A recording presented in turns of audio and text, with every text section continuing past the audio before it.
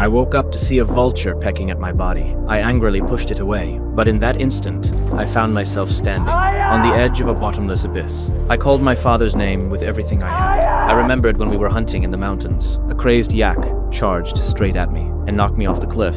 I grabbed tightly onto a rock jutting out of the cliff, but I couldn't hold on for long. With a sharp crack, I fell into the abyss again. Luckily, I landed on a flat rock halfway down the mountain. I refused to give up. I began slowly climbing down. My fingers dug into the cracks between the stones. Suddenly, my hand slipped, and there was nothing under my feet. Just when I was about to lose control, dark clouds gathered. A downpour. Water filled the bottom of the canyon. That water was my only chance. I tried to jump, but it was too high. If I didn't jump, only death was waiting for me. I clenched my teeth and leapt. When I opened my eyes again, it was already the next day. I struggled to crawl out of a pool of thick mud. One of my legs was injured. I crawled to a puddle and drank the filthy water, like a starving animal. Then I pulled out the swollen foot. I braced it with 2 stones and took a deep breath. I clenched my teeth and pressed the bone back into place. Then I tied sticks to my leg to make a rough splint. I limped my way up the mountain. At the top, I saw a grave. My name was carved into the stone.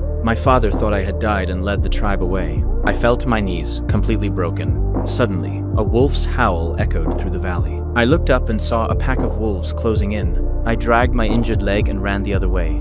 But the wolves were faster. They quickly caught up to me. I tried to climb a tree, but one wolf grabbed me from behind. I pulled out my knife and stabbed down hard. I finally broke free and climbed to the top of the tree. The wolf pack waited below all night.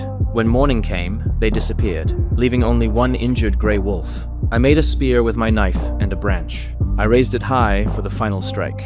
The wolf whimpered and begged for mercy. I froze for a moment. In the end, I softened, but I was still afraid it would attack me, so I tied its mouth shut with a rope. I dragged it to the river to clean its wounds. The next morning, the gray wolf had already escaped the rope. It stared at me without blinking. I held up a bowl of water and slowly approached. When it saw I meant no harm, it relaxed. It began drinking big gulps of water. I found some bugs to eat. Even though I was starving, I still shared half with it. But that little food wasn't nearly enough. The next day, I went hunting. I found a rabbit in the grass. I grabbed a stone and smashed it. I made a fire and roasted the rabbit meat. The gray wolf drooled with hunger. I told it if it wanted to eat, it had to behave. It seemed to understand and lowered its head.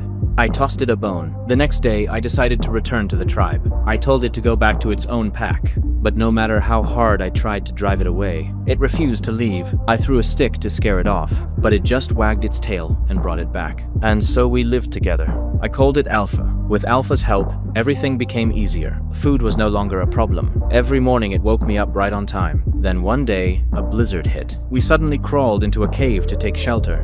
I was just catching my breath when Alpha began to growl. I followed its gaze. A massive black shape slowly emerged. It was an ancient panther. Then it lunged at me with unbelievable speed.